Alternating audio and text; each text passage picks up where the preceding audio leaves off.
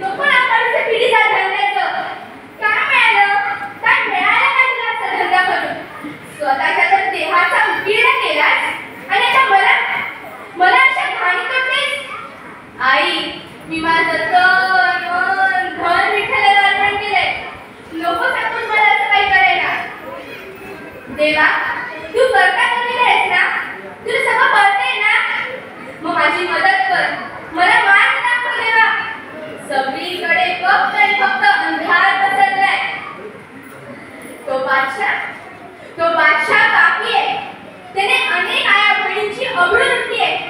आणि तू मला त्या माणसाची सेवा करायला सांगतेस?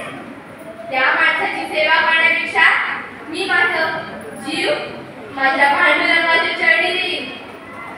विठ्ठला, मला मार्ग